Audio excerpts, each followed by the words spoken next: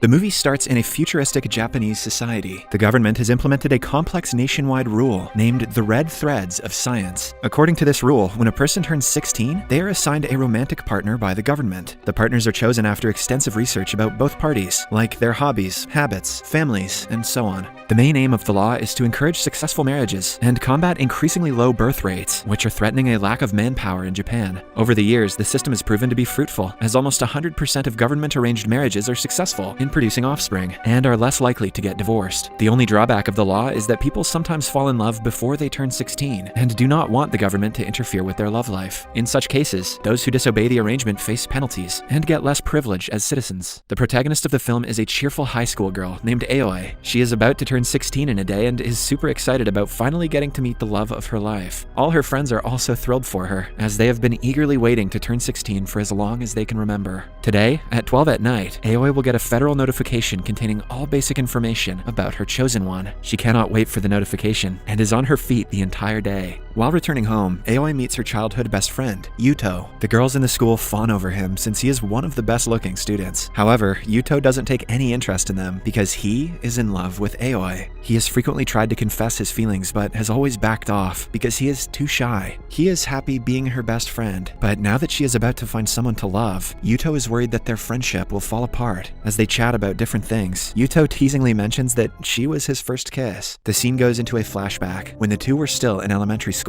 At an annual program, Yuto got the role of the prince. However, Aoi was assigned a wildflower. She wanted to be the princess so badly that at the climax of the drama, she pulled Yuto and kissed him. They still laugh about the incident to this day. In the following scene, Aoi, her parents, and her uncle are having a birthday dinner at her house. Even Aoi's parents are excited about the notification, which is scheduled in only a few hours. Aoi's parents also met through the government program, but her uncle is still unmarried. It has always been a topic that no one likes to talk about, so Aoi doesn't dig into it. Later, she is given a dress that she wears to bed. As time passes, she gets more nervous, but then Yuto gives her a call. They meet outside, and he hands her a gift for her birthday. It is a penguin showpiece that goes well with her room. Yuto knows everything there is to Aoi, like how she touches her hair when she lies. He easily finds out that she is nervous when she touches her hair and claims that she isn't. To calm her down, they decide to reenact how she will introduce herself to her chosen one. Aoi starts talking about herself, which makes Yuto feel a range of emotions, especially because she is looking at him like she would look at her boyfriend. He cuts her off and confesses his love, taking Aoi by surprise. He also tries to kiss her, but she retreats in shock. Yuto is dumbfounded and can do nothing but apologize. Before they can talk further, they are interrupted by Aoi's match, named Sokuke. He introduces himself and gives her a bouquet of flowers. The man is better than what she had imagined and is dashingly handsome. Mesmerized by his presence, Aoi forgets about Yuto. He congratulates them and leaves right after, giving the other two some alone time to talk.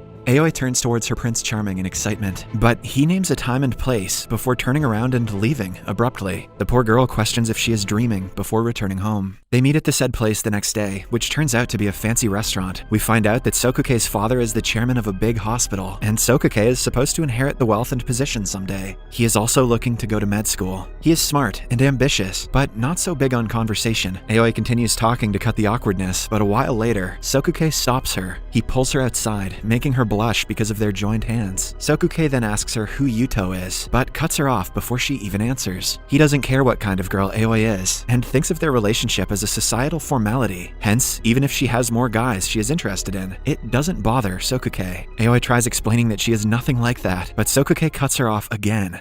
The next day at school, her friends are jealous of her for landing a rich and hot boyfriend. Aoi agrees, but deep down, she doesn't know how to feel about Sokuke. In the following week, they go on several dates, all of which Aoi doesn't enjoy. Sokuke walks too fast for her, doesn't talk much, and never smiles. At one point, Aoi feels like someone is threatening him to date her. Having had enough, one day, she dresses up as a supposedly rich lady who matches his status. The dress up is over the top, but Sokuke doesn't comment about it. Aoi again tries making conversations, but he dismisses her with simple answers. She even inquires if he has told his friends about her, but Sokuke thinks the question is outrageous because he would never do something like that. Aoi leaves the restaurant after another failed date, losing hope that she will ever get along with him. Then, she meets Yuto, who advises her to meet his parents and find out more about him so the conversations can be more meaningful. Aoi agrees and goes to his house the very next day. Sokuke's mother is kind, but his father is on the stricter side. He asks Aoi to behave herself now that she is about to be a part of their family. Sokuke overhears him and burns in rage. He has never liked his father because the old man thinks he owns his son. Seeing him do the same to Aoi, Sokuke can no longer control his anger. He stands for his girlfriend, asking his father to stay away from her. After that, they walk to the bus stop together, talking about many things. Sokuke apologizes for not being good enough for her. Aoi, in turn, claims that she hardly knows anything about him, but since he stood up for her in front of his father, she is assured that he is a good person.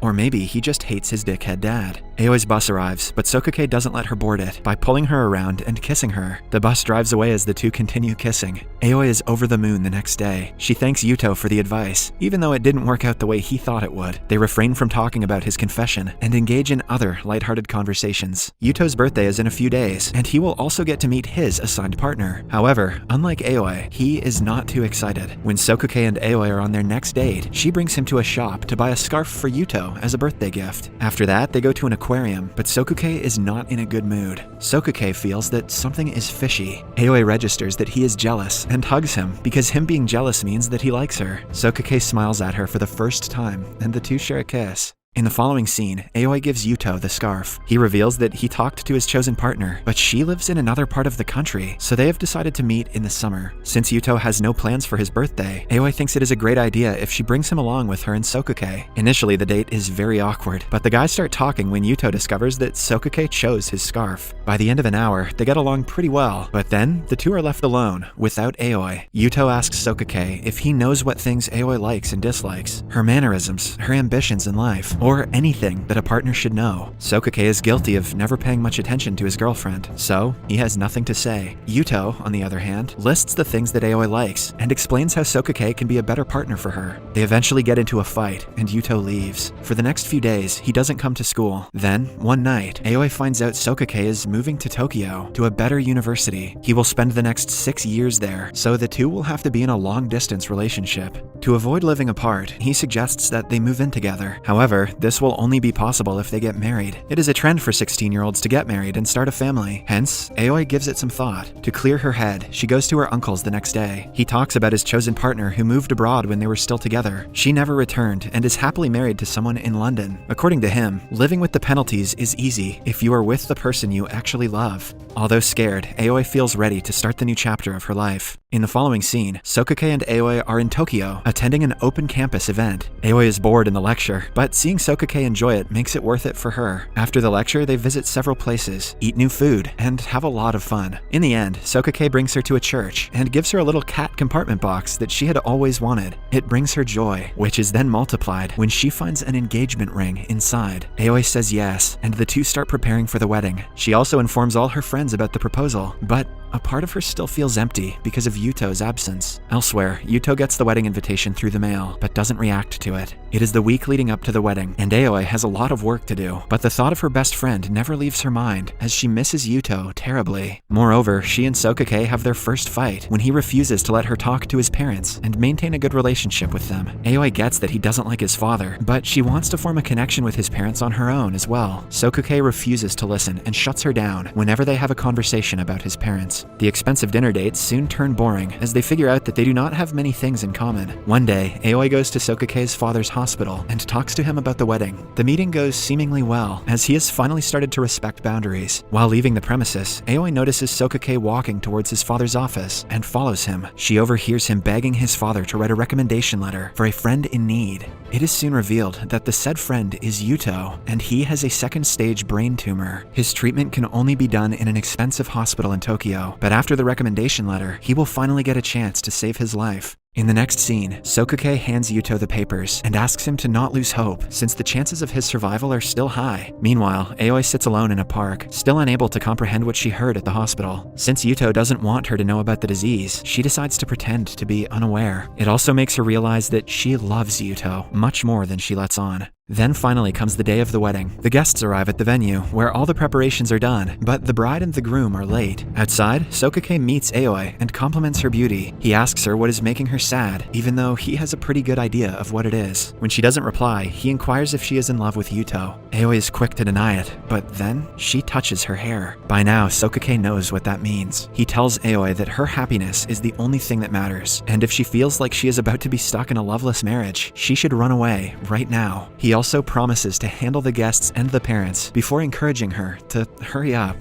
Filled with tears, Aoi thanks him and runs to the airport, where Yuto is about to fly to Tokyo for brain surgery. They meet at the terminal, and Aoi expresses her love, as Yuto did on the night of her 16th birthday. Initially, Yuto freaks out, asking her to return to the church, but in the end, his dream comes true, and they share a kiss. Leave a like if you're like me, and you're really glad this movie didn't end with